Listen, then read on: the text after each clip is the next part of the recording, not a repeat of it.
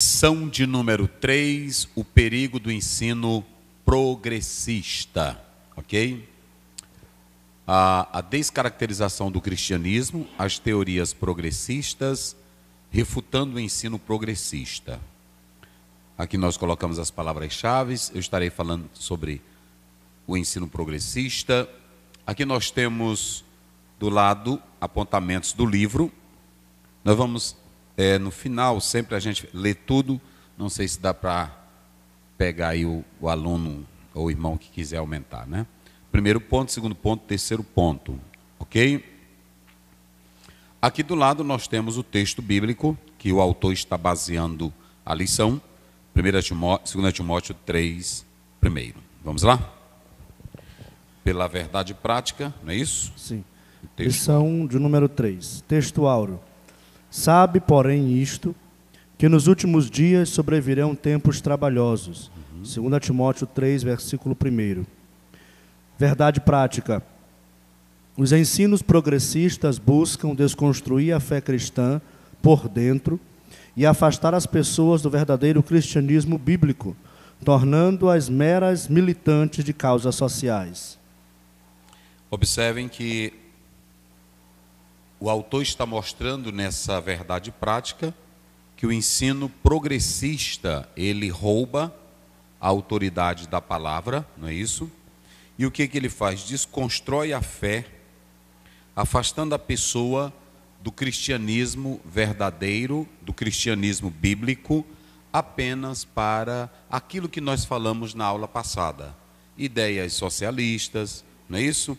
Filosóficas, de direitos humanos e etc, etc, etc.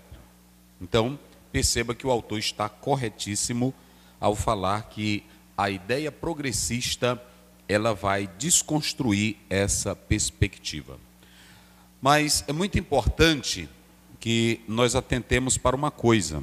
Eu estava lendo a lição e li o livro também do pastor... Aqui o pincel azul. Li o livro também do pastor Douglas. O capítulo não há problema nem no livro nem na lição. Está tudo ok. Só que é preciso nós fazermos uma análise e uma separação.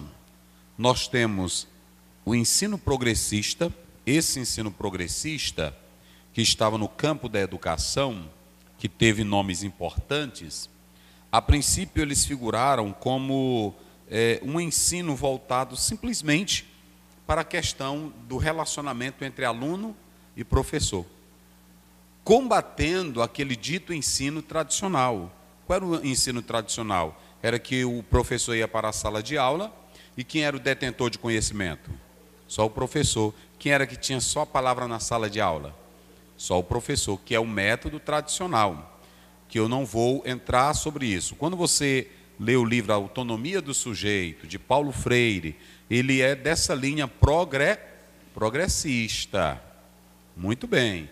Então ele, Leonardo Boff, dentre outros, Gutierre, todos são da linha progressista.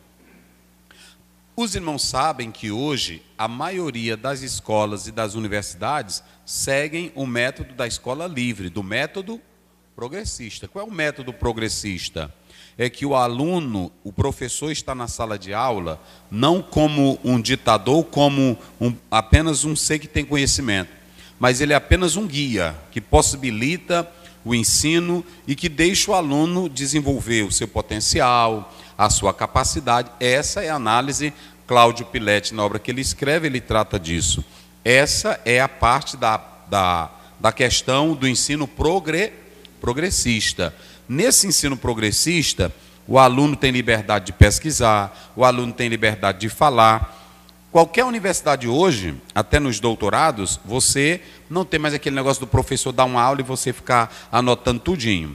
Ele dá um texto para você, você lê o texto, e aí você vai explicar o seu texto na frente do professor, e aí depois o professor vai apenas fazer uma análise, um adendo, uma pequena correção. Esse é o lado que nós chamamos do ensino o quê? Progressista.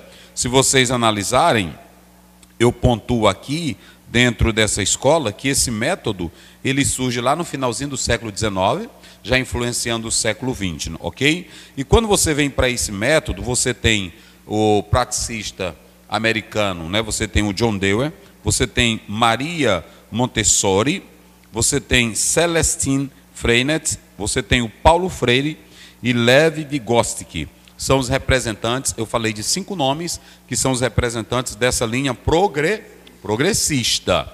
Aqui nós estamos falando do ensino progressista. Agora, quando nós atentamos para a lição, o que acontece?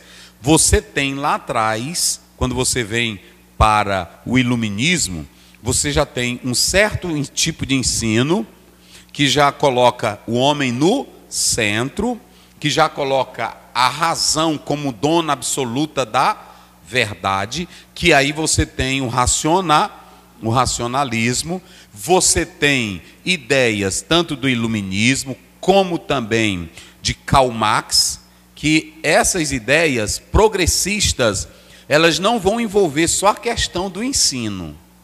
Se essa ideia progressista, ela estivesse apenas na relação professor e aluno, aprendizagem, não era assim? Sem problema nenhum. Mas a grande questão é que a partir de então, já começando com o surgimento da Renascença, do Iluminismo, primeiro caso, eles vão deixar Deus de lado e vão buscar sua construção própria na razão, no cientificismo, na tecnologia, não é isso? Na ciência humana. Mas até aí, o homem procurar também não tem problema. A ciência é estudar o macaco, a ciência é estudar a terra. Tem problema, gente? Não tem problema nenhum, porque nós louvamos a Deus pelo avanço da ciência. Nós também não somos loucos. Há um progresso no lado científico, quem é que vai negar isso? Hoje médicos fazem operação aí de coração sem partir a pessoa, sem cortar. É um avanço e é maravilhoso. Então, até mesmo sem estar presente. Até sem estar presente. Então, antigamente uma operação de próstata, uma operação de rins, de pedra na vesícula, era uma coisa absurda. Era um rasgo tremendo, era uma invasão tremenda. Então, a ciência procurar o progresso, que Daniel diz que tudo vai avançar. Agora, o problema está quando eles saem desse lado da progressão normal para entrar no campo religioso, atingindo o lado moral, o lado ético e o lado religioso. Aí é que entra o problema, porque eles começam com as suas ideologias, com os seus pensamentos, confrontar com o ensino bíblico da palavra de Deus. E ainda que a sociedade nos traga progresso, mas progresso que vem afrontar a nossa fé, a nossa crença e a palavra, nós somos terminantemente contra. E lá atrás, vocês sabem muito bem, eu ainda vou trazer isso aqui para vocês, que muitos cientistas que começaram as pesquisas, eles tinham temor de Deus. Inclusive Albert Einstein, ele tinha essa reverência, não é assim? E muitos outros. Então, é como eu disse na aula passada, a ciência crescer, a tecnologia avançar, o homem ganhar dinheiro, não tem problema nenhum. Agora, quando eles trazem esse progresso, como por exemplo, atacando a Deus, desvalorizando a vida, matando a vida, apoiando o aborto, ideologia de gênero, aí já fere os nossos princípios bíblicos. É nisso que Tiago diz que essa sabedoria, ela é maléfica, ela é terrenal e ela é o quê? Carnal e diabólica. Ok? Vamos ver lá, Tiago 3. Só para vocês terem uma ideia, enquanto o homem, ele usa a ciência para o bem, para o progresso, pode ler aí. Olha o que ele diz. Essa não é a sabedoria que vem do alto. Olha, a sabedoria que vem do alto é diferente. Agora, olha a do diabo. Mas é terrena. É terrena. Animal. É animal. Diabólica. É diabólica. Não é isso? Uhum. Ou seja, nós falamos aqui da faculdade do Satanás, e nós vamos falar dela até o término dessa lição, que é só das correntes. Então perceba que a faculdade do Satanás, ela dá para os seus alunos uma sabedoria o quê? Terrena, diabólica. Terrena, animal e diabólica. E animal. Olha aí os 3 tipos de qualidade que é a sabedoria do homem. Então, esse homem, quando ele caminha sem Deus, Aí vocês sabem, por exemplo, o que o marxismo trouxe? Trouxe um comunismo, porque as ideias que Lenin vai ter, as ideias que o outro, como era daquele outro comunista? Stalin. A ideia que Stalin vai ter, que o Lenin vai ter, eles vão beber nessa fonte marxista. Entendeu? Aquilo que vai falar o próprio Marx, não é isso? Karl Marx e Friedrich Engels. Então, percebam que essas ideias progressistas, desde Babel, elas já caminham sem Deus. Não é isso? Elas já caminham sem Deus. O homem dizia assim, não, eu não quero Deus aqui. Como dizia Nietzsche, vamos tirar Deus de cena. Tudo bem, é um problema deles. Agora, tentar atacar a nossa fé ou desvalorizar a vida com essas ideias, aí nós somos terminantemente contra. É isso que nós estamos falando. Mas vocês sabem que eu estou fazendo divisão eu estou fazendo aqui a separação entre o ensino progressista, não é isso? E também estou falando do progresso científico, porque esse progresso aqui, ele tem um progresso científico, ele tem um progresso tecnológico, mas se vocês analisarem, muitos ensinos que vêm do viés progressista é dominado pelo ateísmo, é dominado pelo ceticismo e é dominado por influência satânica, simplesmente para combater a vida, dando apoio ao aborto, não é isso? Mudando o padrão divino, que é o padrão hétero, para o outro padrão, apoiando a poligamia, poliandria, tudo que não presta, aí tem esse ensino progressista que traz. Agora, se tivesse só aquela parte do ensino, dizer assim, não, a criança está na sala de aula, tem liberdade para aprender, porque se vocês analisarem, é muito importante que até mesmo o ensino natural, esse ensino progressista, que foi proposto aí também por Paulo Freire, como grande representante, vários estudiosos da pedagogia e da ciência educativa mostraram que esse método tem seu perigo. Qual é o primeiro perigo desse método aí? Falta de um rigor acadêmico. Por quê? Porque se o aluno ele não tem um professor para lhe impor algo, para lhe cobrar, aquele aluno ele vai ficar livre, como ele quer, como ele pensa, e aí você não tem aquele rigor acadêmico. Por quê? Porque esse ensino, ele apenas valoriza a experiência pessoal. No ensino progressista, ele se pauta mais nisso. E também ele dá mais autonomia ao aluno. E aí você quer uma prova? Aí você tem aluno que está passando na UAB, não tem? Tem aluno que está passando, mas que não sabe nem escrever.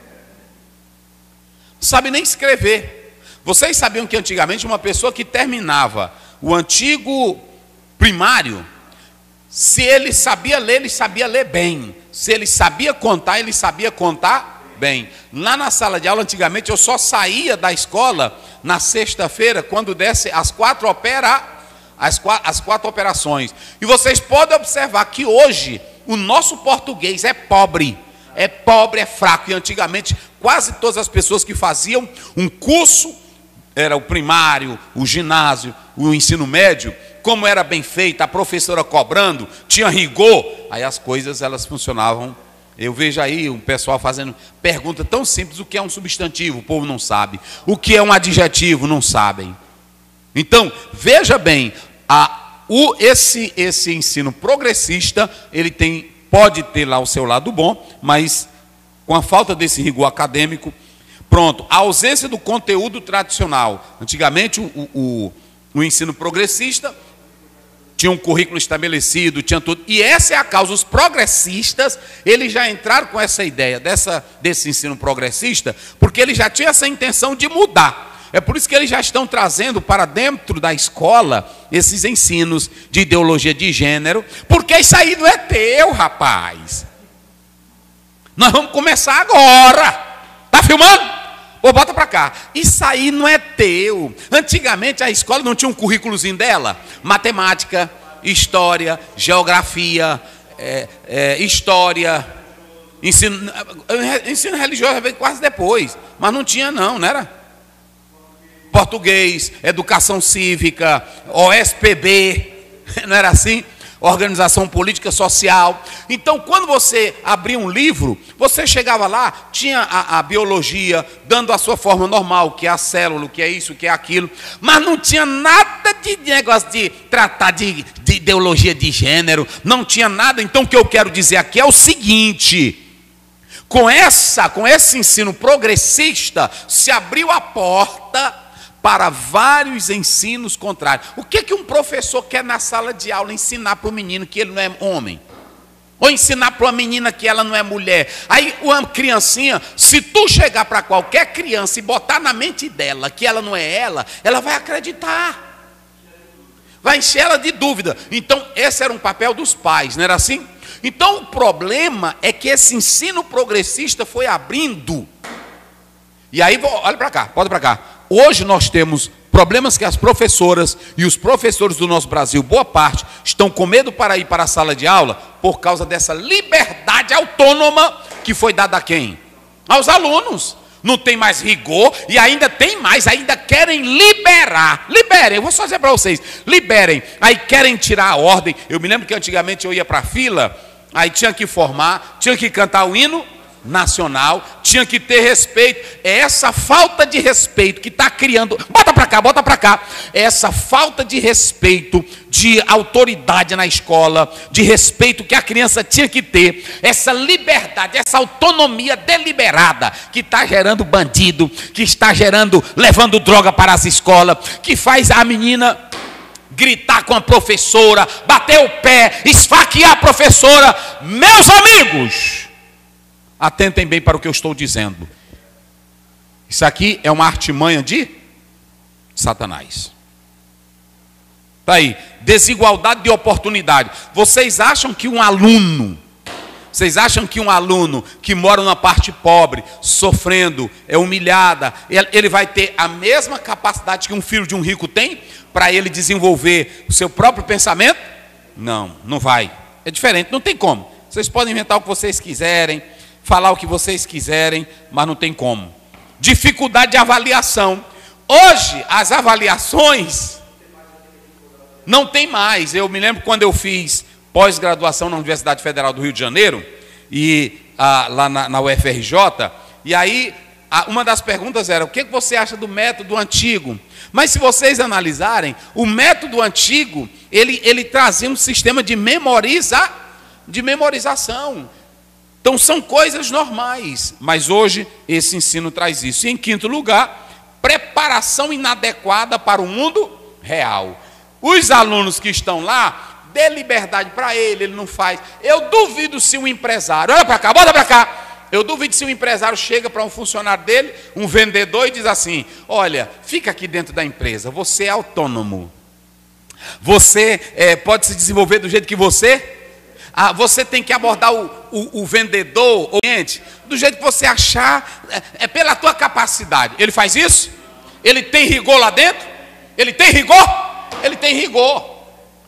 Deixa um presidente da República dizer assim: povo brasileiro, eu como autoridade suprema, eu como o presidente do Brasil, eu dou a liberdade para vocês viverem do jeito que vocês quiserem. Hein? Eu pergunto: vão respeitar a lei de trânsito? Vão respeitar lá no hospital? Vão respeitar juízes? Então vocês estão criando situações para que vocês morram nela mesma. Então muito cuidado com essas questões que nós estamos falando aqui. Então eu estou mostrando o lado errado do ensino progressivo, dos dois lados. Tanto do lado do ensino normal dentro da escola, que é aquela relação de professor e aluno, não mais no método tradicional, ok? E aí nós vamos analisar. A outra coisa aqui, o liberalismo teológico. O liberalismo teológico, esse liberalismo teológico que nós estamos pontuando aqui, muito importante que vocês atentem para o liberalismo, é que a ênfase é na razão. O liberalismo teológico, gente, ele trabalha no que nós denominamos de adaptação e reinterpretação. São homens desprovidos da crença real na Bíblia e que querem avaliar os textos bíblicos, querem criar seu próprio cânon firmado na sua própria ideia. Eles dizem que a Bíblia é antiga, é quadrada. Na hora que você vê uma pessoa dizendo a Bíblia precisa ser renovada, já é liberal. Na hora que você vê uma pessoa, olha, eu não concordo com o que a Bíblia está dizendo aqui, ele já é o quê? É liberal, porque ele está confiando na razão. Isso aqui não é para tu confiar em tua razão diabólica. Isso aqui é para a tua razão se render diante da palavra de Deus. Jesus não pede teu favor, Jesus não pede tua avaliação da Bíblia. Ele diz, quem crê em mim, como diz, então pronto, tu vai dar tua ideia para lá, rapaz. Eu creio, isso aqui, a Bíblia não está pedindo nada.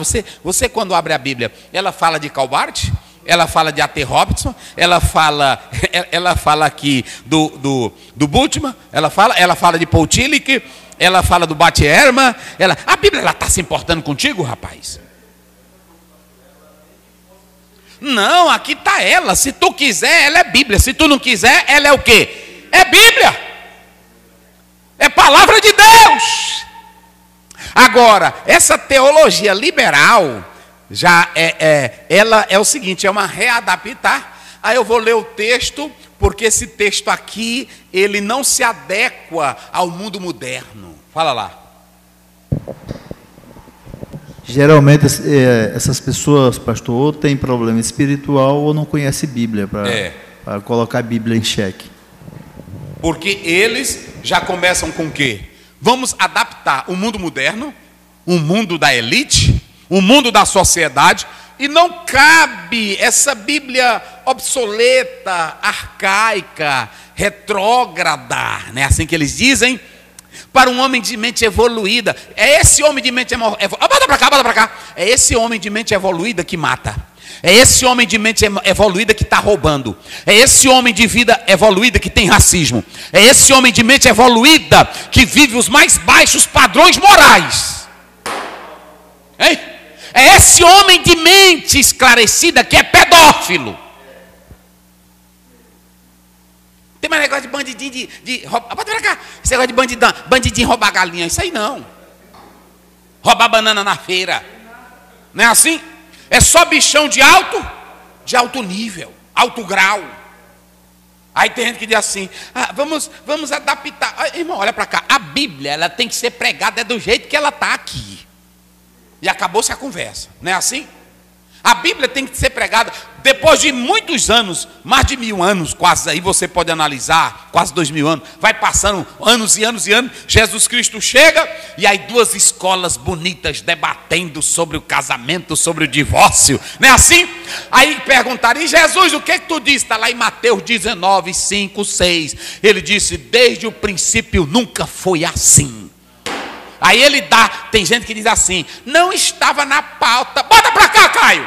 Tem gente que diz aí que não tem o que fazer, teólogo, tu tá filmando, bota pra cá. Teólogo velho cheio do diabo, desviado, sem temor de Deus, que já casou 10 vezes, que é só bebendo cachaça. Ele olha para a Bíblia dizendo que a Bíblia não trata dessas pautas. Não está na pauta de Jesus. Pois eu vou te mostrar que está na pauta dele, vamos lá. Vamos lá. Mateus 19, vamos ver se está na pauta. Vamos ver se está na pauta de Jesus. 19, começa do 5, vai. 5. E diz, portanto, deixará o homem pai e mãe. Eu te pergunto aí, vamos lá. Quem primeiro disse isso aí? Deixará o homem pai e mãe? Deus, lá em Gênesis 2, 24. Deixará o homem pai e mãe e unir-se à sua mulher. Meu Deus do céu. Eita, meu pai.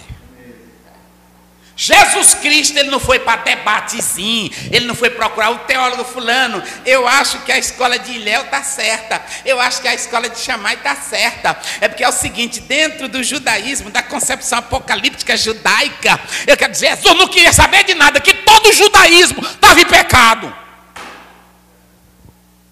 Olha para cá, vou dizer outra coisa, tem muita gente dizendo aí, dentro do judaísmo, o judaísmo não é padrão de fé para nós. Vou logo dizer para vocês hoje. Foi esse judaísmo que tanto Deus falou, que tanto Deus orientou, que tanto Deus cobrou, e eles não prestaram para nada e não entraram na terra prometida. Por isso que se você pegar 1 Coríntios 10, Paulo diz, eles estão aí para o vosso exemplo, porque ficaram prostrados no deserto.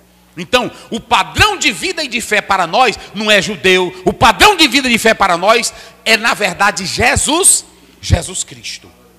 Tem homens dentro do judaísmo que seguiram a palavra de Deus, Moisés, não é assim? Abraão, mas nós temos que entender essa realidade aqui. Olha aí o que diz, Jesus falando. Assim não são mais dois, mas uma só carne. Portanto, que Deus ajuntou, não separe então o vamos homem. lá, vamos então contextualizar. Casamento, quem foi que criou o casamento do homem e da mulher? Quem ratificou agora de novo o casamento entre o homem e a mulher? Então está na pauta de Jesus ou não? Meu Deus do céu. Eita, que o diabo está usando pastor, o diabo está usando teólogo, só para andar distorcendo a Bíblia. Mas isso Paulo já dizia em Atos 20, 28. Surgirão dentre vós homens torcendo as coisas para atrair discípulos. Isso é só para atrair seguidor, isso é só para entrar na igreja e aí dizer assim, eu sou revoltado com a igreja, eu sou revoltado. Tu tem que se revoltar contra o pecado. Não é assim? Então vamos lá, segue. Pode seguir. Deixará o homem pai. Deixará o homem pai e mãe e se unirá à sua mulher. E serão dois uma só carne. E serão os dois uma só? Só carne. Pronto. Assim não são mais dois, mas uma só carne. Assim não são mais dois, mas uma só? Carne. Pronto, vai. Porque o que Deus ajuntou não separe o homem. Irmão, bota para cá, Caio. Bota para cá, Caio. Se você disser, eu já disse aqui, volto a dizer, nós não somos homofóbicos, nós não somos, né? Aqui o que é mais? Nós não somos machistas, nós não somos contra as mulheres. Agora, deixa eu dizer uma coisa para você aqui, deixa eu dizer uma coisinha para você que está me escutando aqui. Eu já disse aqui, nós não podemos desfazer do padrão que Deus estabeleceu. Se o homem quer se desembestar para lá, para outro lado, é propósito dele. Agora eu tentar desfazer do que a Bíblia está dizendo, olha para cá, e você teólogo desviado, que sabe da verdade, e que hoje nega a Bíblia, nega o padrão da vida, nega o padrão da palavra, está fazendo tudo o contrário, só para ter seguidores, já a ira de Deus vai te encontrar. Arrepende-te dos seus pecados. Depois de muitos e muitos anos, 1000, mais 1000, quase 2, ele diz assim, é o mesmo padrão, deixará o homem pai? Jesus mudou alguma coisa? Pronto. E aí vamos lá, Lucas 17, vê o 32. Jesus também falou de mal e de pecado e de desgraça. Lembrai-vos da mulher de Ló. E o que aconteceu com a mulher de Ló? Virou uma estátua de sal por causa do pecado de Sodoma? Pronto, estava na pauta de Jesus? Então pronto. Se tu quiser, bota para cá. Se tu quiser Jesus, amém. Se tu não quiser, um problema teu. Agora, querer desfazer da Bíblia para aprovar, para legalizar pecado, aí não, meu filho. Aí não. Se você quiser ser um homossexual, é um direito seu ou não é? Se quiser ser uma lésbica, é um direito dela ou não é? Se quiser ser... Agora bandido, vai ser bandido. Que aí tu vai ser bandido e eles vão te matar. É assim? Mas a mãe proíbe o filho ser bandido? A mãe proíbe o filho ser ladrão? Não. Ela ensina, mas o filho é quem? É quem decide. Vamos falar a verdade aqui. E aqui nós amamos a todos. Agora eu estou falando a verdade. Então, a teologia liberal, ela quer uma readaptação, ela quer um ajustamento. Vou botar a Bíblia bem aqui, mas busca pela razão, busca pela sua própria concepção. Vamos adaptar o texto bíblico para falar. Pronto. E aí eles começam a descaracterizar. Aquilo que não cabe dentro da modernidade, tem que tirar. Por exemplo, milagre, concepção, né? Virginal de Cristo, né? A santidade, Cristo Jesus e os milagres. Não, isso aí não cabe. Isso aqui tem uma linguagem simbólica, né? Assim. E aí entra Rudolfo Bultmann. Nós temos que fazer a desmitologizar. Aí pronto. Bagaceira. Isso aqui começa na Europa, atinge os Estados Unidos, e hoje tem muita gente no Brasil e muitas universidades e até seminários teológicos que viraram também um lugar para formar aluno de Satanás, desfazendo da Bíblia, desfazendo de milagre, desfazendo do poder de Deus. Ok? Então, você tem aí o que nós entendemos aqui da teologia, desse liberalismo teológico. Eu pontuei algumas coisas que é muito importante nós atentarmos. Eu tenho que falar isso aqui porque, senão, a gente não vai compreender muito bem essa questão que estamos destacando aqui. Quando a gente vem para esse lado aí, a teologia, essa teologia que nós estamos falando, a teologia liberal, não é isso? O que ela acontece? Ela coloca a ênfase na razão, ela coloca a crítica histórica e a contextualiza, ela coloca a tolerância do pluralismo, ou seja, todos com as suas crenças, com as suas ideias, são aceitáveis. Eita, mas tem desgraça! E aí, em quarto lugar, eles só dão ênfase à ética e ao social. Nós somos contra a ética? Nós somos contra o social? Não, senhores. Agora, pegar coisa bíblica para desfazer da realidade bíblica. A Bíblia fala da santidade, sim ou não?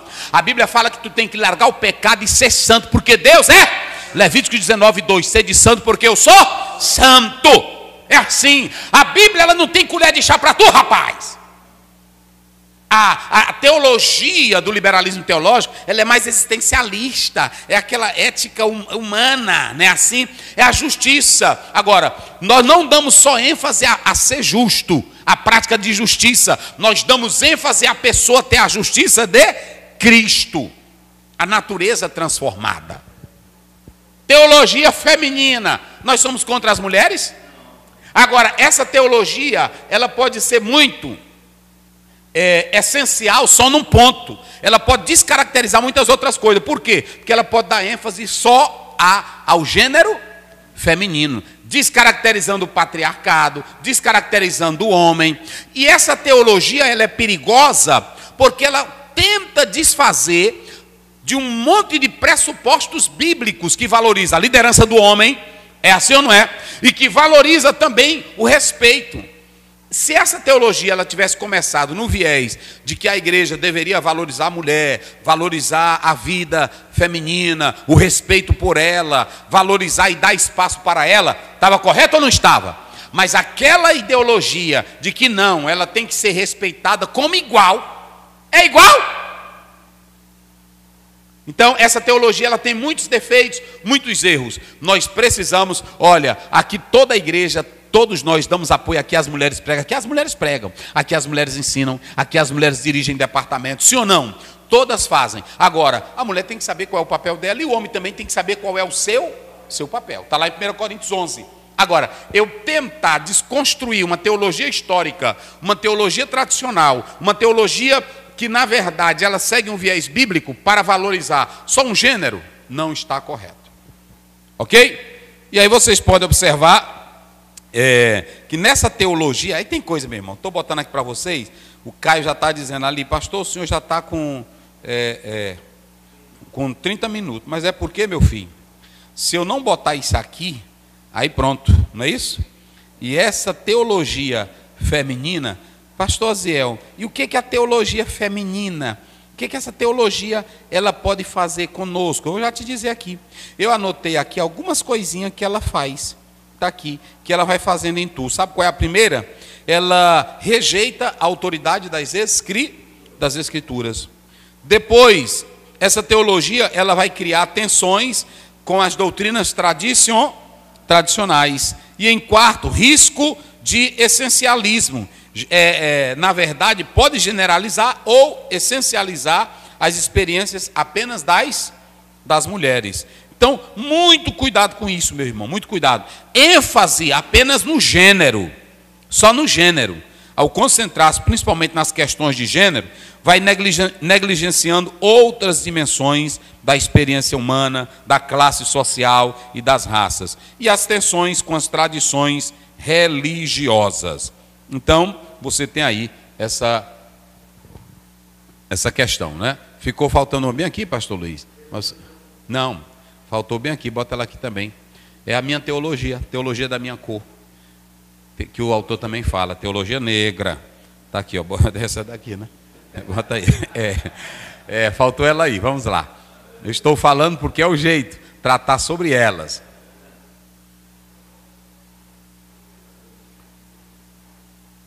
Isso, a teologia negra.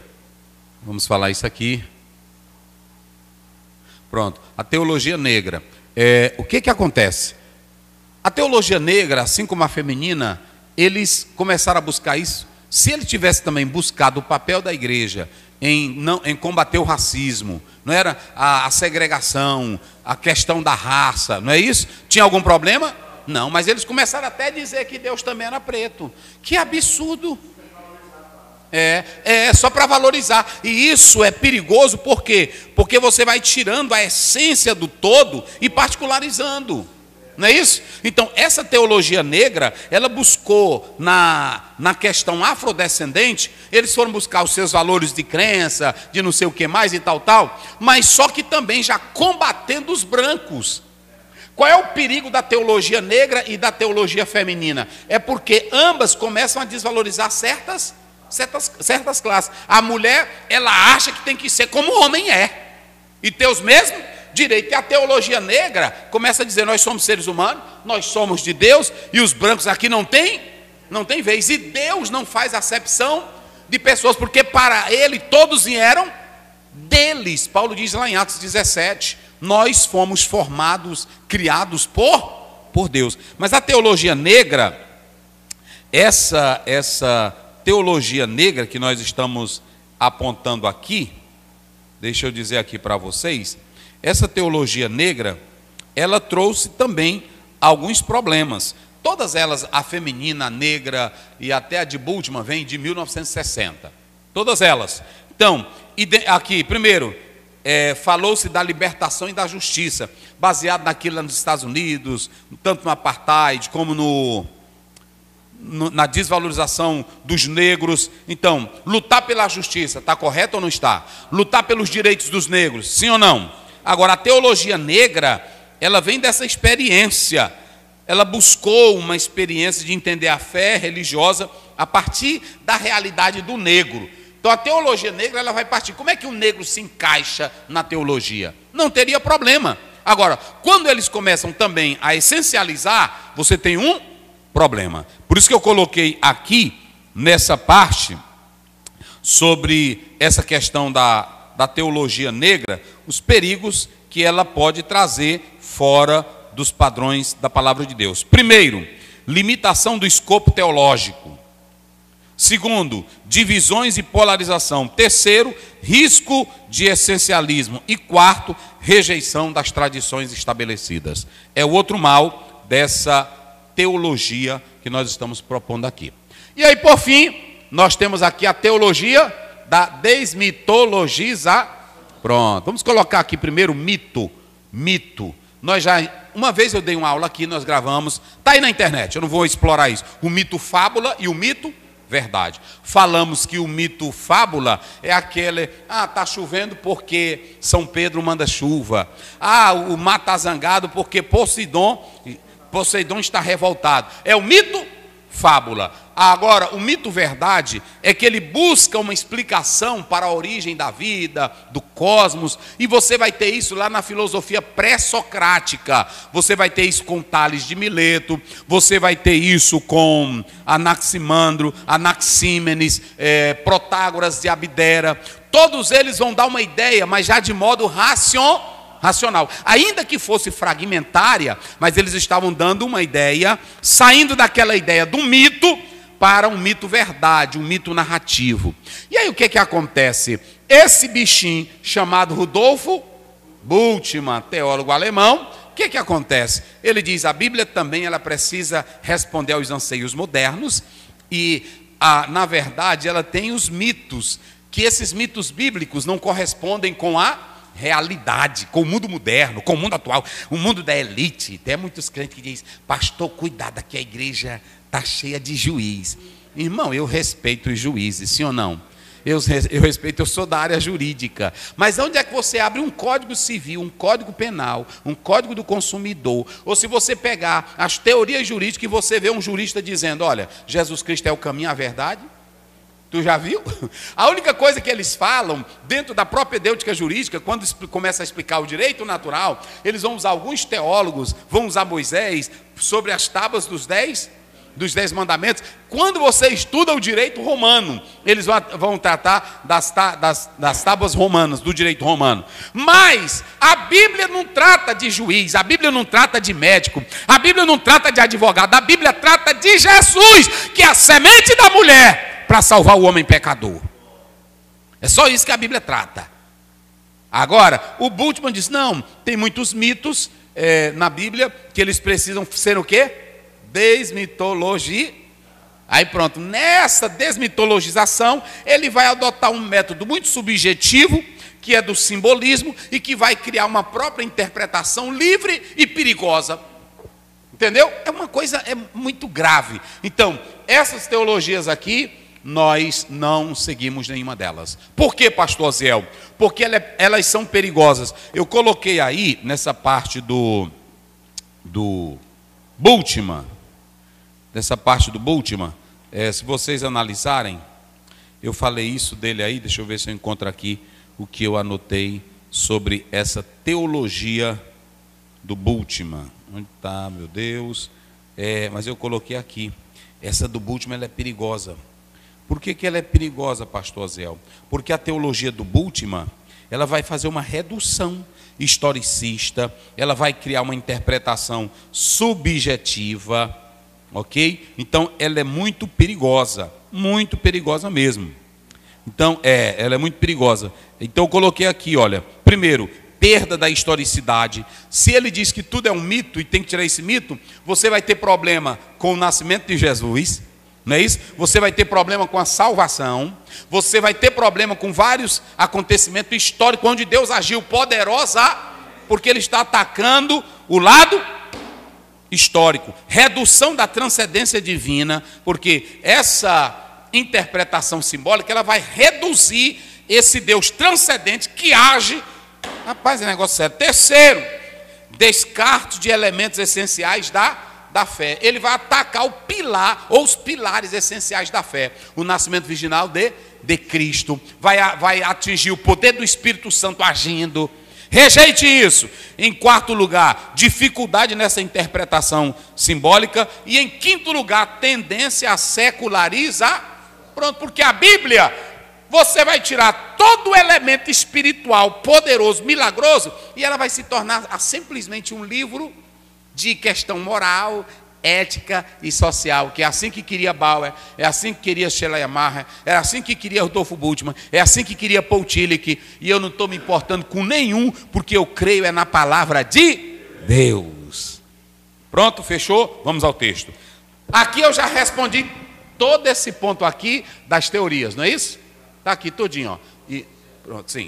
É interessante que dentro dessas linhas doutrinárias, a teologia feminina, por conta disto, nós temos hoje mulheres estressadas, nós temos mulheres sofrendo justamente por esta doutrina, pois Deus, quando a fez com um propósito. Isso. E se ela sai deste propósito, ela se sobrecarrega em um estresse emocional, um problema, ademais de emocional, espiritual. As mulheres estão buscando, dentro dessa doutrina, uma carga para si, a qual Deus havia livrado, deixando a responsabilidade sobre o homem. Lá no livro de Gênesis, como vimos, Deus criou a mulher para ser uma ajuda. Isso. Mas a responsabilidade primária vem sobre o homem, até pelo calibre que este tem. Pastor, tudo Deus fez bem feito. É isso? Eu coloquei, faltou a última aqui, meu filho. Que nós faltamos. É a teologia, é o teísmo aberto. Outra desgraça. Que não é... Cadê? Está aqui, mas eu não expliquei, não foi? Não foi isso? Eu expliquei? Não. Expliquei não. Não é isso? A teologia aí essa teologia do teísmo aberto, queridos, ela é muito perigosa. Por que ela é perigosa? Você vai entender que nós temos aí, eu coloquei Alfred North, Whitehead, você tem Charles Hartshorne, você tem Josh B. Cobb, você tem David Ray Griffin e você tem Marjorie Sukoki. São os representantes da teologia do teísmo aberto, também conhecida como teologia do processo. O que é a teologia do processo? O que é a teologia do teísmo aberto? Deus aprende conosco. Rapaz, mas tem coisa.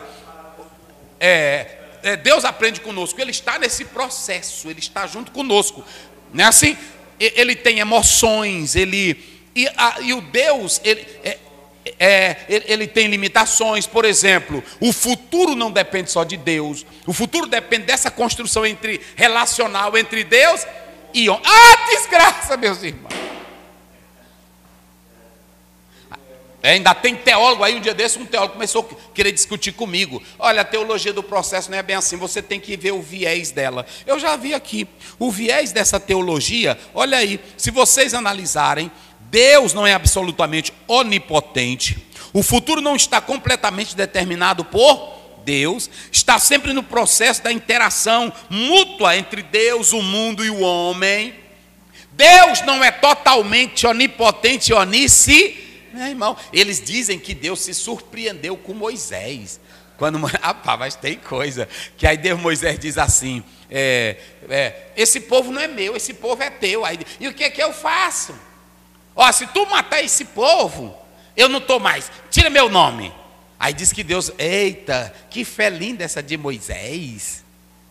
Irmão Garcia, em um livro que ele escreveu, ele diz: Deus não tem emoções.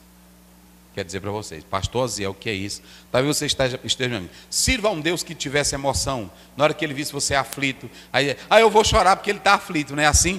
Agora, como é que a Bíblia diz, lá em Gênesis 18, que para Deus não há novidade nenhuma? Como é que Deus vai se surpreender, gente?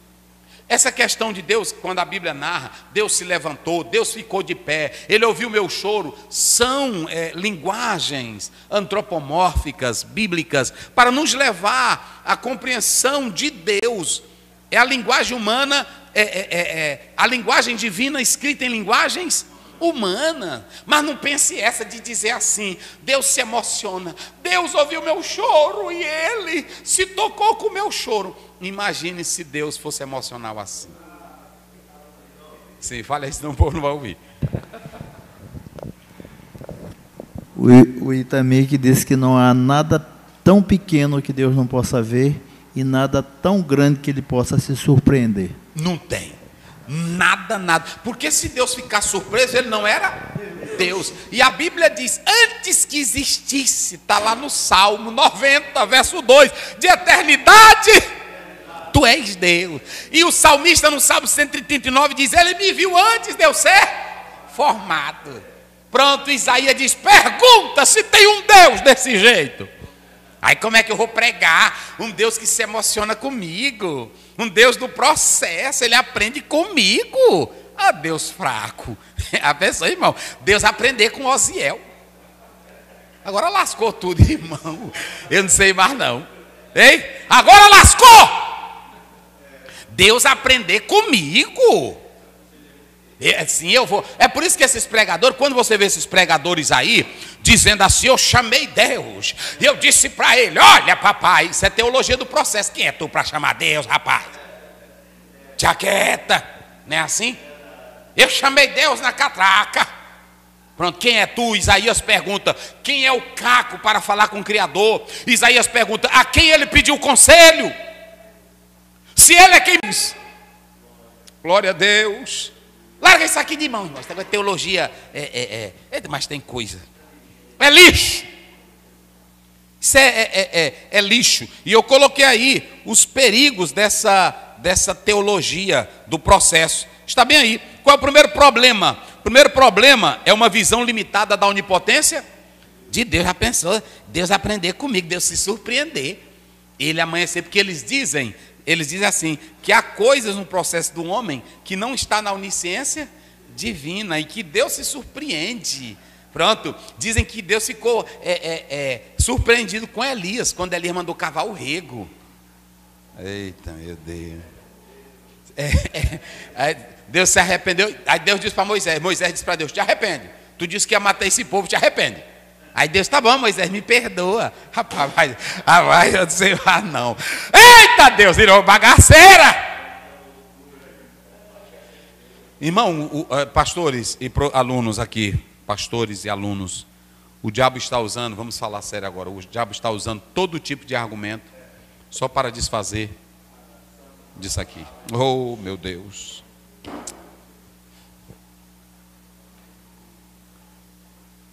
E Jesus disse, lê aí pastor, Mateus 22, vê o 29. E aí eu vou entrar no texto. Já deu aí quantos minutos? 40, vamos lá. 22, 29. Jesus, porém, respondendo, disse-lhe: errais, não conhecendo as Escrituras, não conhecendo as Escrituras, nem o poder de Deus. E nem o poder de Deus. Isso aí é o caso. Senhor, lá na eternidade, de quem ela será esposa?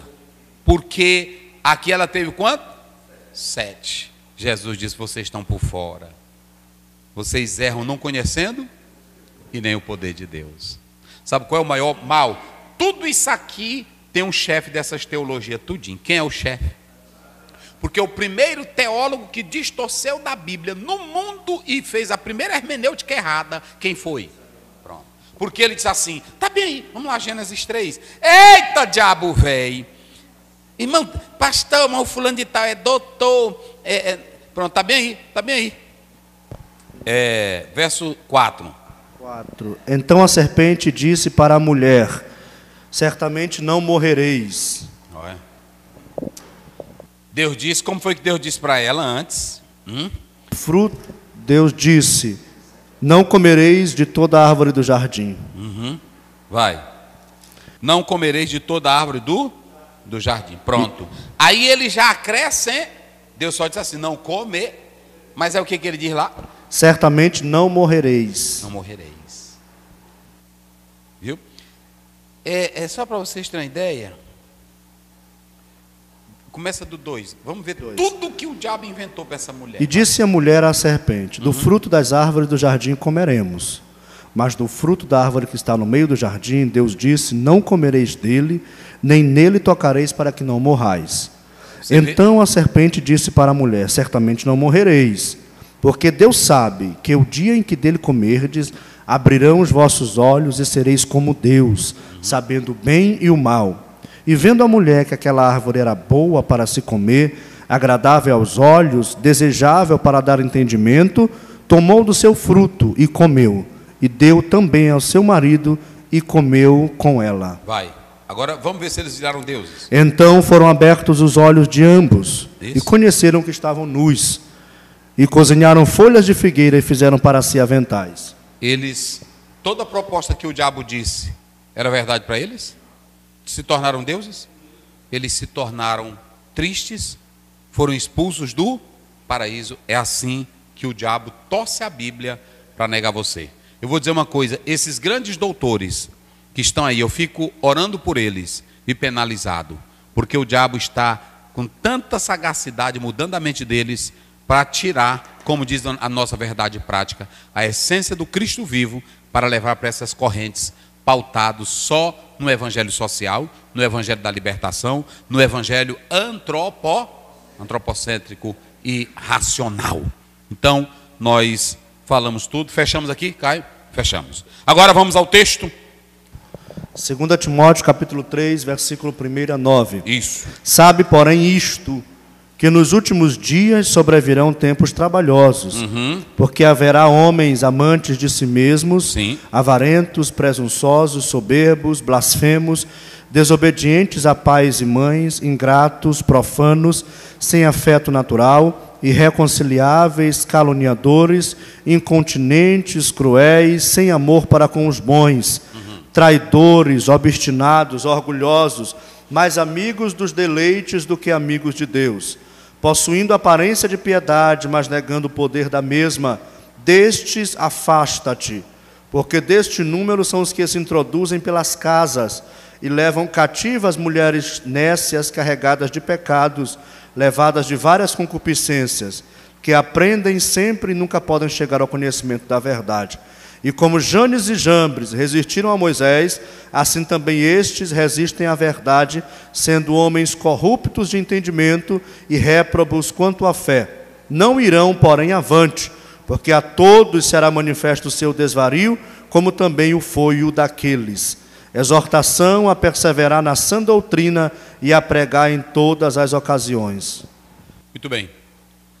Vamos agora correr aqui no texto que o pastor Luiz acabou de ler. Primeiro, sabe pois, não é isso? Pronto, olha aqui, ó. Digam comigo, gnosquer. Vamos lá, gnosquer. Gnosquer. Tu, porém. Ele estava dizendo o seguinte: você já sabe toda a verdade cristã. Eita, irmão. É aqui que eu vou começar com vocês. Você já sabe. Paulo, ele estava apenas lembrando a Timóteo. Você já sabe, eu tenho te falado. Não é assim? Está na Bíblia. Você tem que ter a tua convicção. Sabe, pois. Meu Deus do céu. Meu Deus do céu. O que Paulo estava dizendo? Tu já sabe, Timóteo. Tu já sabe que o escatais, digam comigo, escatais. Aqui é escatologia. A última era, meu Deus. A última era, o tempo final, que começou, logo que a Bíblia diz, nos últimos dias, quando levantou Pedro, no momento que a igreja nasce, já começa os últimos dias finais. Filhinho, é já a última hora. Aqui começa esse escatais. Ele estava dizendo, meu filho, esse tempo, interessante aqui, irmão César e pastores, esse escatais é o tempo profético. Entenderam agora? Sabe, pois, que os últimos é o tempo profético. E quando ele usa gnosque, ele está dizendo para um discípulo dele, para um servo dele, para um aluno dele, ele está dizendo, meu filho, te prepara, mas tu já sabe. Eita, rapaz, eu gosto da Bíblia. Eu gosto da Bíblia. Tu já sabe, a igreja já sabe, porque Jesus falou que vai vir aí um tempo trabalhoso, um tempo maléfico. Um dia desse eu preguei lá em São Paulo, lá na igreja do meu amigo pastor Elias Torralbo, eu preguei sobre o Calepói, não é isso? Que é o tempo em que o demônio age. 2 Coríntios 4,4, Deus, pronto. 1 João 5,19, o mundo jaz, pronto. Aí ele está dizendo, antes da volta de Jesus Cristo, o pastor botou aqui tudo junto, porque não deu espaço, mas é no ponto. Antes da volta de Jesus Cristo, nós vamos ter uma crise, pronto. Esse tempo agora é tempo de agonia. Esse tempo agora é porque tem irmão que fica, vou já falar, tia quieta que eu vou já falar. Pastor, Paulo está dizendo, te prepara, mas tu já sabe. A igreja já sabe que os tempos, ele está pegando, interessante que ele pega escatais, ele pega esse tempo aqui, que é o tempo e nesse tempo profético, que também foi falado por quem? Por Jesus Cristo, lá em Mateus 24, Jesus disse assim, vai vir um tempo aí de falsos mestres, terremotos, falsos cristos, não é assim? E o amor de muito, pronto, é o tempo que vai começar, que já começou, só que é uma coisa interessante, ele pega um tempo escata e traz para o presente. Já observaram isso? Ele começa dizendo, sabe, pois, que os últimos dias, só que ele já pega e traz para o dia dele. Ele puxa o futuro para o presente. Rapaz, mas é linda a Bíblia, rapaz. Ele puxa. Então, o que é esse tempo agonizante, pastor Osiel? O que é esse tempo ruim? É um tempo de colapso moral. Eita, meus irmãos. Nós estamos escrevendo, eu vou dizer aqui uma coisa agora. Nós temos que mostrar a Bíblia para o povo. Nós temos que pregar a Bíblia para o povo. Porque se nós pregarmos Bíblia para o povo, veja bem, o John Stott, me parece que é o John Stott, um livro que ele tem, Discípulo Radical, veja aí se eu não estou enganado, eu li esse livro dele, ele diz o seguinte, ele diz que o cristianismo está crescendo em número, está crescendo em comunidades, mas não está crescendo na Bíblia. E o grande problema, ele diz que ouviu de um líder da África. Na África o evangelho está tendo uma multidão de pessoas seguindo a Cristo. Na Índia do mesmo jeito. Na China do mesmo jeito. Mas ele diz que são discípulos sem ensino. Discípulos, não é isso? São discípulos sem a raiz da Bíblia. E hoje a mesma coisa está acontecendo no Brasil. Um monte de comunidades, um monte de movimento, mas sem raiz bíblica. É por isso que Jesus, quando ele falou em Mateus 13, ele deu 4 maneiras de se receber a palavra. Um recebe só na alegria, é o culto Coca-Cola, é emoção para valer, mas não tem raiz. É o outro só superficial. Tem uma camadinha de terra, mas embaixo é o quê? É pedra. E o outro à beira do caminho. Não tem concentração. Aí vem o diabo e tira.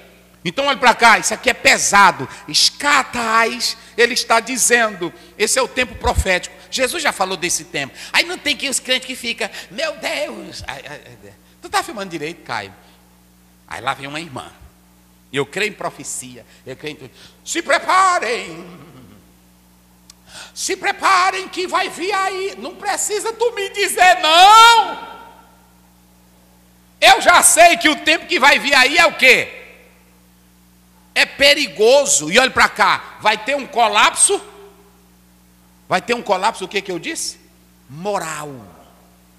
A crise agora é agonizante, gente. Vai ter um colapso. Esse negócio dessa bagaceira, tu tá filmando, bota para cá. Essa bagaceira toda que tá tendo aí, homem querendo animal, é homem com homem, mulher com mulher, cachorro com cachorro. É gente de todo jeito, é o colapso moral. Essa ideia da pessoa viver do jeito que ele quer, da maneira que ele quer, é um colapso, mas não é para a igreja. Olha aqui, eu coloquei, não é para ficar desanimado. Tem irmão que fica, meu Deus, e agora esse mundo velho, não sei o quê. Paulo diz para Timóteo, sabe, porém. Tem irmão que fica, pastor, não precisa dizer, olha o colapso moral. Tem pastor ladrão, tem padre ladrão, tem padre bandido, tem pastor ladrão, tem mulher ruim, tem crente ruim, tem católico ruim, é o colapso. Tem político ruim, tem médico ruim, tem juiz ruim, é o colapso moral. Tem pedofilia, tem tudo que não presta, é o colapso. Tem homicídio, destruição, prostituição, adultério, é o colapso. Mas Paulo está dizendo, não é para vocês ficarem o quê? Desanimados, porque vocês já sabem. Eita, rapaz. Remeras, sabe, pois, os últimos dias. Os últimos tempos aqui, ó, Kairos, Calepoi, trabalhosos. Ele está dizendo aí que os últimos dias serão o quê? Trabalhosos. Então Paulo está dizendo, não é para vocês. Olha para cá, irmão, a Bíblia está falando a verdade. Tu quer ver? Vamos ver aí. Olha quem é, agora eu vou botar bem aqui. Vai surgir um tempo dos artistas. Cadê, pastor? Onde foi que tu botou? Cadê? As revistas. Eu estava lendo isso aqui e Deus disse para mim, no meu coração, fala da revista. Não tem a revista do modelo, tem a revista Veja, não tem? Vamos lá, tem a revista Veja, tem a revista Caras. A revista Caras é só para mostrar um palácio, né? Só gente rica. Aí qual é a outra revista famosa? Qual é, irmã? Fox é? Vogue. Forbes. Quem mais? Vai aí, só revista. Vamos botar as revistonas só de gente. Fala aí. Como é? A Forbes é só... Forbes, né? Gente rica internacional. Só rica. Os maiores ricos estão na capa da Forbes. Pois o apóstolo São Paulo também falou de uma revista que vai ter no século 21, que já está tendo. A revista dos famosos. A revista só modelão bonito. Só bichão bonito. Já tem a revista. O apóstolo São Paulo, ele falou da revista que ela bate na Caras. Vai lá, diz aí qual é. Ela bate na Caras. Bate na Forbes. Forbes. Quem mais? Vogue, o senhor não falou. Vogue. Quem mais? Qual é a outra? Tem outras revistas aí famosas. Bate em todas elas. Aqui, hein? A Isto É. Pronto. Aqui nós temos a revista onde o Satanás está contratando atores. Agora deu. Os atores de Satanás, não tem os atores de Hollywood? Pois aqui nós temos os atores de Satanás. Pastor, pois é, o apóstolo São Paulo já naquele dia disse, eu vou tirar. O diabo disse assim, vai aí. Aí Paulo diz assim, o Espírito Santo falou, Paulo, eu vou te mostrar, eu vou te dar aí uma máquina fotográfica e tu vai tirar a foto dos modelos dos artistas de Satanás. Não tem a casa dos artistas? Pois aqui é a casa dos artistas do diabo. Hein? É aqui, vocês estão vendo? A revista, aí depois você pode botar aí, a revista dos modelos de Satanás. Pastor Oziel, e aonde é que está a revista do modelo de Satanás? Eita Deus. Vamos lá para Romanos 1:28. Vai lá, pastor. Como é que começa lá? Vai lá. 29 a 31. Vamos ver quem são os artistas, os grandes famosos da revista. Grandes nomes. Os grandes nomes da revista. Aí tu bota a revista do Satanás, que são os grandes atores que Paulo falou. Vamos, olha quem são eles. Estando cheios de toda a iniquidade, Tudo que não presta está nele. prostituição, Malícia, avareza, maldade, inveja, homicídio, contenda, engano, malignos, murmuradores, detratores, aborrecedores, injuriadores, soberbos, presunçosos, inventores de males, Peraí. Não tem os inventores de grandes ideias, cineastas. Pois tem os inventores do diabo. Rapaz, vamos criar um negócio só para matar fulano. É o inventor do diabo. Eita, revista diabólica. Vai, bota aí. Desobedientes a pai e mãe. E tem um retratinho do filhozinho, né? Que quer matar papai, não tem? Então, eles estão aí, está cheio ou não está? Matando o pai, matando mãe. Sim ou não? Agora mesmo eu vi um que estava no velório, e aí todo mundo e a mãe chorando. Mataram meu velho. Quando deu fé, a polícia chegou e prendeu o menino. Aí quando a mãe gritou, o que é isso? Esse não foi ele que matou. Artista! Casa dos artistas. Aqui é a revista do diabo. Olha, só as fotozonas deles aí bonitas. É o da prostituição, né? Assim. É o da maldade. Só bichão do diabo. Da mentira. Vai, tem mais aí. Vai. Nécios, infiéis nos contratos, não cumpre contrato, sem afeição natural, não tem afeição a nada. Deles aí que para matar uma mulher que ele disse que ama, na mesma hora ele mete a faca nela. Deles aí que para matar o pai saca o revólver e mata o pai, mata a mãe. Vamos lá.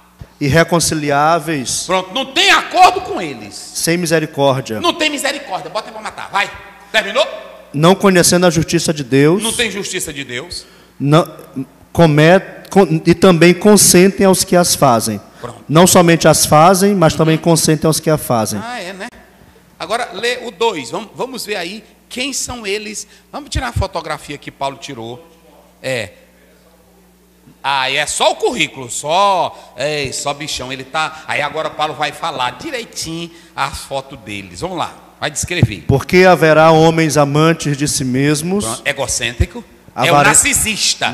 É aquele que soma o seu corpo. O ídolo dele é o próprio corpo. Ele é egocêntrico, ele é vaidoso, ele é cheio de si. Vai. Avarentos. Qual é o primeiro aí? Qual é o primeiro? Amantes de si mesmos. Filautoi. Esse filautoi aí que vocês estão vendo, não é isso? Vai lá. Avarentos. Avarento, não é isso? Vai. Presunçosos. Esse avarento aqui, ó, filargiroi. Aqui esse filargiroi é aquele que ama o dinheiro. Quer mais? Presunçosos. Alazones, tentadores. Quer mais? Soberbo. Aí é o orgulhoso, não é isso? Ele só se mostra acima dos outros. É bichão, vai. Blasfemo. Esse blasfemo aí, meus irmãos, ele, na verdade, blasfema tudo. Vai. Desobediente a pai e mãe. Que eles são desobedientes, não é isso? São mal agradecidos. Eles não são submissos. É aquele filho que não obedece pai nem mãe. Vai. Ingratos. Ingrato, vai. Profanos. Irreverentes, não é isso? Vai. Sem afeto natural. Astrogoi é desafeiçoado. Ele não tem afeição natural. Vai, o que mais? Irreconciliáveis. Irredutível. Vai. Caluniadores. Gasta de caluniar os outros. Incontinentes. Acratéis, não tem domínio próprio. Vai. Cruéis. Anemeroi. Esse cruel aí, meu irmão, é que não é domesticado. Parece um bicho doido. Selvagem. O bicho entra, mata. Então ele está entrando na escola ou não está? Matando menino, matando mulher. É um bicho, velho. Esse é o que vai primeiro aparecer na capa, o não domesticado. Pronto, é o fera, é o lobisomem. O bicho mata tudo, come tudo. Um dia desse eu vi dizendo, matou e comeu o coração. Um ser humano, onde é? Explica isso, doutor em psicologia, psicanálise. Explica, tu que gosta de dizer o homem é um ser humano. Olha o que Paulo está dizendo que é ele aí. Rapaz, bora, lê mais. Eita, mas tem fotografia. Sem bondade. Sem bondade. Traidores. Que esse sem bondade é afilagatoi, né? Afilagatoi. Inimigos do bem, vai. Traidores. São cheios de traição. O mundo está assim hoje ou não está? Demais. Está na igreja assim também? Está no sistema humano? Está na política? Todos. É traição para todo lado. Está a Bíblia falando a verdade, rapaz. Vai. Obstinados. Obstinados, não é isso? Aqui você tem essa expressão aqui, pessoas atrevidas, imprudentes. Vai. Orgulhosos, vai. Amantes dos deleites do que amigos de Deus. Só gosta dos deleites e não gosta de Deus. Prestem bem atenção, nós temos aqui a revista, foi lançada agora pelo apóstolo São Paulo, a revista dos atores do Hollywood do inferno. Está aqui. Só bicho ruim. E eu vou dizer uma coisa para você, a sociedade acha bonito fazer filme com eles. Acha ou não acha?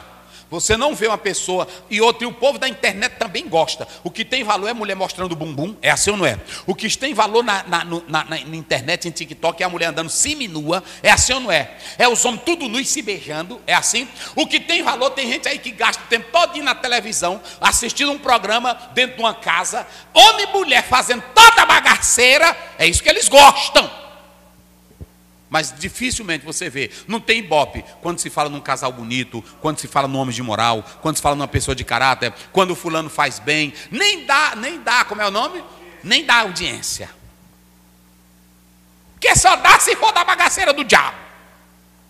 Eles gostam assim. Aí observem bem que tudo que o pastor Luiz leu aí, eu coloquei em 4 pares. Primeiro par é o dominado pelo... Pronto, ele só anda atrás do hedonismo, que a lição fala, do hedonismo e do material, é só atrás do prazer e do poder. É o primeiro grupo. O segundo grupo é o orgulho e o ego. Terceiro grupo, não tem naturalidade, não tem afeição. E o quarto grupo? Falta afeição natural. Pronto, está aí. Aí você pode pegar todos esses versículos e começar, que ele está dividido em 4 grupos. São 4 grupos. Aí tu é quem sabe, não tem um grupo? Tu é quem sabe. Qual é o que tu quer? Se tu quer, tem uns que é desse aqui. É só do grupo do orgulho, do eu, não é assim? Só quer saber de dinheiro. E tem um outro que é do ego, não é assim? E tem um outro que é da conduta. Pronto, todo, não tem. E o outro que não tem afeição? Natural. Pronto. Aí se você quiser, tu é quem decide nesse grupo de WhatsApp aqui que tu quer entrar. Não é assim? Aí tu é quem sabe desse grupo. Agora, prestem bem atenção uma coisa. Vamos lá, pastor. Siga aí lendo. Vai lá. Então, esses últimos dias, na verdade, é uma expressão que denota que a vinda de Cristo, ela está se aproximando. Mas antes que Ele venha, vai ter toda essa bagaceira aqui. Vai ter toda essa desgraça, vai ter toda essa miséria. E nós ainda estaremos aqui. Mas Paulo está dizendo para Timóteo, tu já sabe disso. Tu sabe que a vinda de Jesus se aproxima e que vai ter bagaceira. Eita glória. Vamos ver o verso 13, pastor. O 13. Isso. Mas os homens maus... Não, é antes. É antes. Vê se é o 10. É o 12. E também todos os que piamente... Não, é antes. Lá pelo 10. É pelo 10. Tu, porém... Aí isso. Tu, porém... Tens seguido a minha doutrina. Tá vendo? Olha o que ele está dizendo. O mundo está na bagaceira. O mundo está nessa cachorrice. O mundo está nesse pecado. O mundo está nessa desgraça. O mundo tem toda essa miséria. Tem morte, tem traição, tem tudo que não presta, tem orgulho. Mas eu quero te dizer uma coisa. Tu já sabe que tudo isso iria acontecer. Agora tu, porém... Eita glória. Como é que diz? Tens seguido a minha doutrina. Tens seguido a minha doutrina. A minha doutrina. Modo de viver. Meu modo de viver. Intenção. A minha intenção. Fé. Longanimidade. Amor. Paciência. Pronto. Ou seja, não era para ele ficar desanimado, mas era ele para ficar em alerta. porque Paulo já tinha dito, e toda a igreja cristã, não foi Paulo quem disse, quem falou foi Jesus: por causa do meu nome sereis perseguidos, vai haver muitos falsos cristos, o diabo vai tentar vocês, vão trair vocês, está lá em Mateus 10, vão levar vocês para tribunais. Jesus falou ou não falou?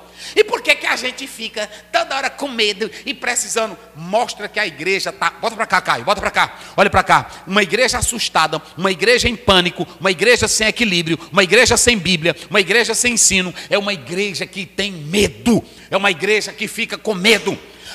A igreja primitiva não tinha medo de nada. Quanto mais perseguiam ela, mais ela crescia, porque ela estava consciente de quem era o autor da vida delas.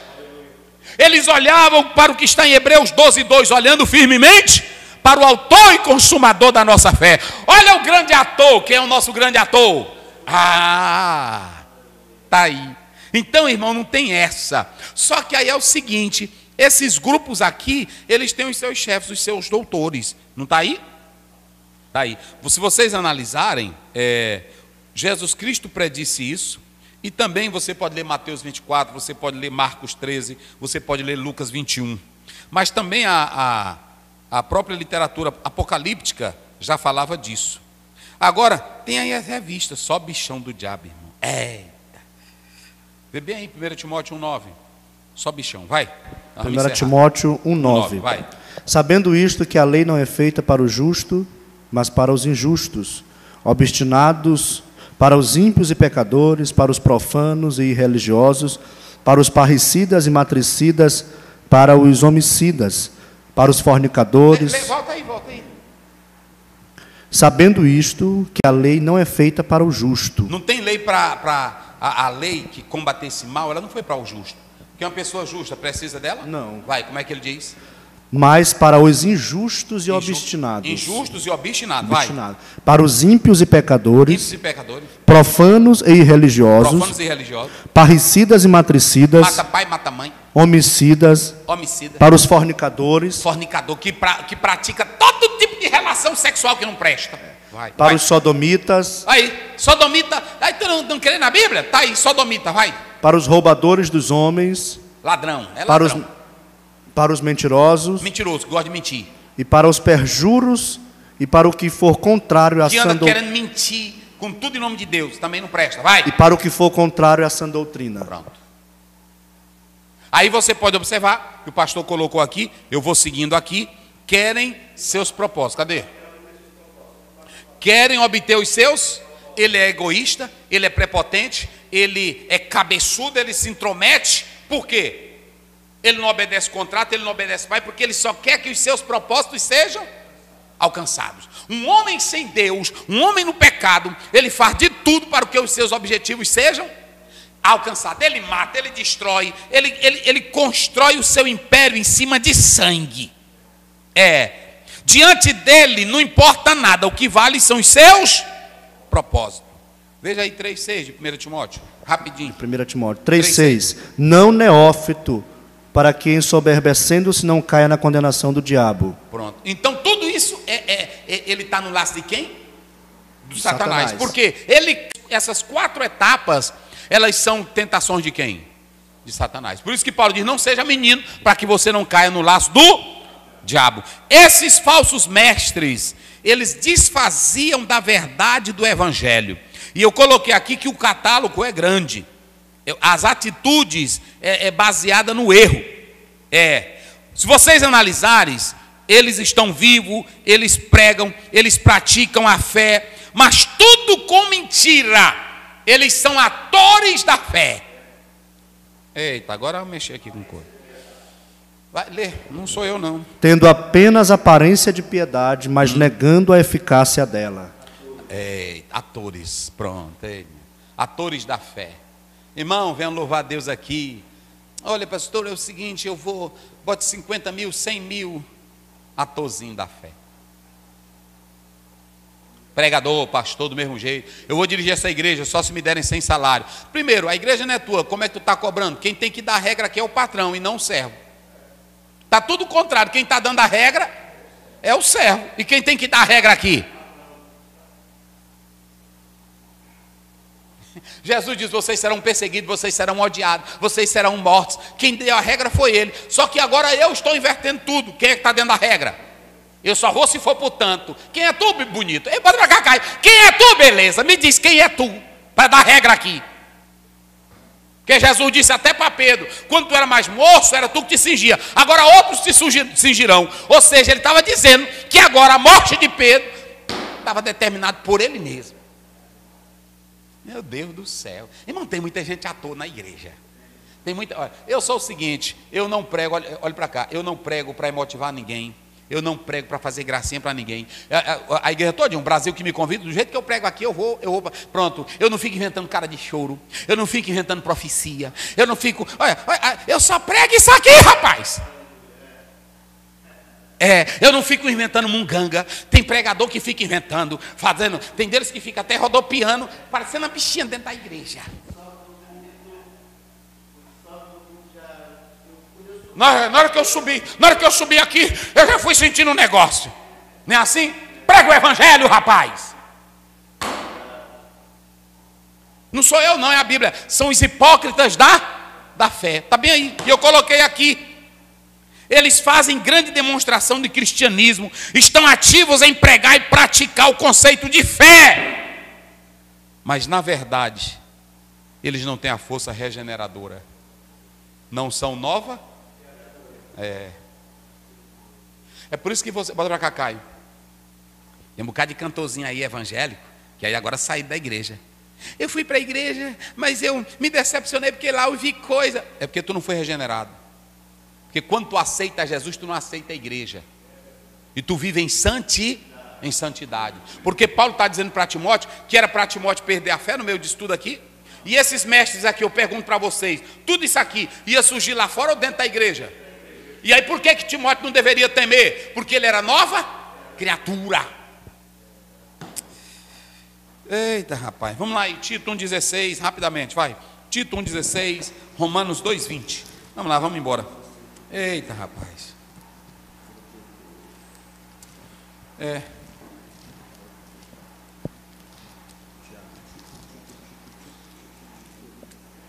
Vamos, rápido.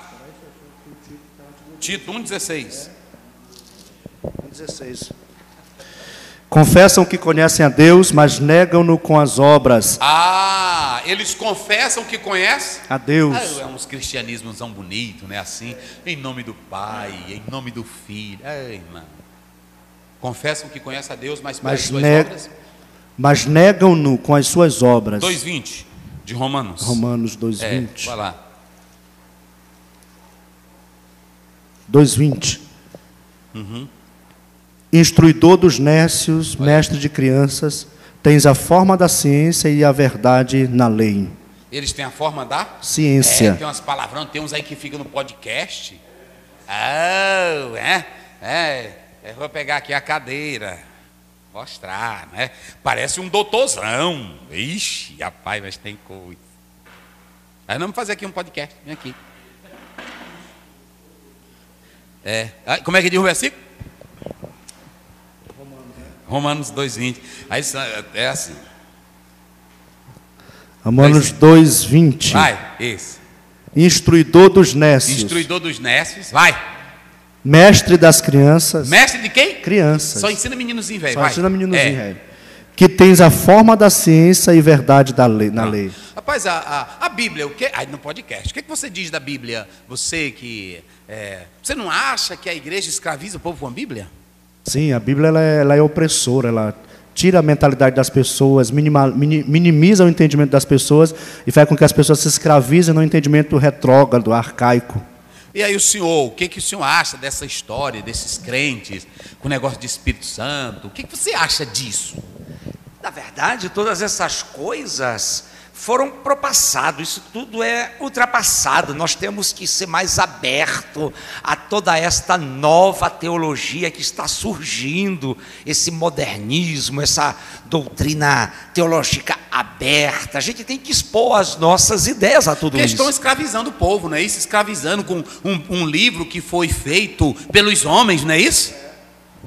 Como é que pode, doutor, um livro que foi feito por homens, ditar uma regra que já foi vencida há mais de 2.000 anos e ainda hoje existe um grupo sem entendimento, sem conhecimento, que defende a infalibilidade deste livro que já foi vencido? Vencido, é ultrapassado, retrógrado. Ultrapassado, nossa retrógrado. Humanidade precisa de uma coisa nova. Sim. Doutor, e o que o senhor acha também de beber? Que eles falam que nós não podemos beber uma cachaçinha, não podemos raparigar. O que o senhor diz isso aí? Eu acho que é oprimir o povo. É oprimir mesmo. O crente fica oprimido na alma, no espírito e sem dar prazer ao seu corpo. Eu acho assim um absurdo. Absurdo, porque a gente ainda faz assim, né? Assim.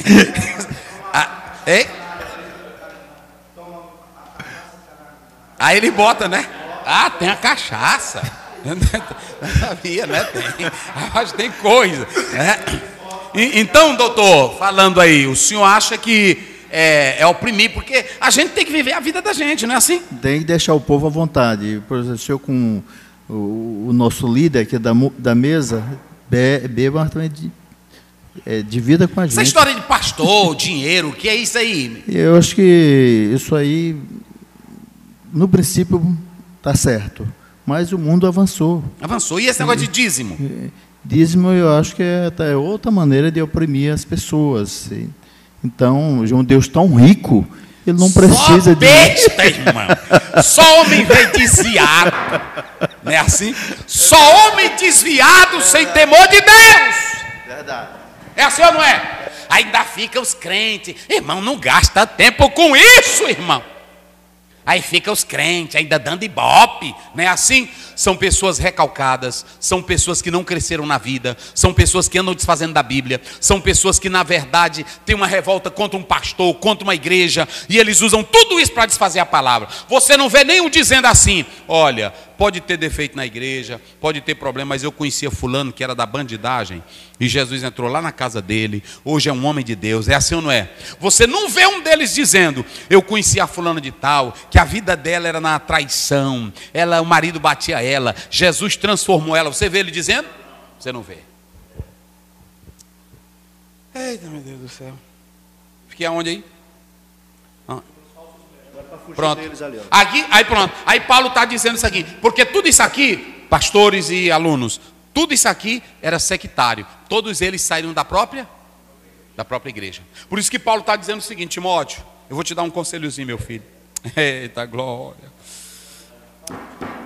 O que ele diz? Afasta-te deles. Foge deles. Foge deles. Foge deles. Agora aí, pastor. Com estes nem com mais, né, pastor? Com estes não com mais, nem bebais. Vamos lá agora. Mulheres? Tontas, não é isso? Foge deles. Porque são um número que se introduzem pelas casas e levam cativas mulheres nécias. Sabe por quê? Porque essas mulheres, vocês sabiam que os homens saíam para trabalhar. Paulo está usando aqui até de forma ironizada. Ele está usando esse recurso aqui. Mas os maridos saíam para trabalhar, eles iam para onde? Para as casas, que era o método correto, que até hoje nós usamos. Eles iam para as casas. E como as mulheres gostavam de novidade, de coisa nova, eles levavam essas novidades e deixavam elas como? Tontas. Com as novidades, como você pode ver lá em Atos 17, Atenas gostava de novidade. O pior problema para um crente é quando ele gosta de novidade. Fábulas, ele gosta de fábulas, ele gosta de história. E aí a própria lição, o autor cita 2 Pedro. Pedro diz assim, não foi fábula, eu vi o Senhor. 1 João capítulo 1, verso 4, ele diz, aquilo que os nossos olhos viram, as nossas mãos tocaram o verbo da vida. A nossa fé não pode ser de novidade. É por isso que quando eu vejo esses crentes, eita irmão, haja o culto.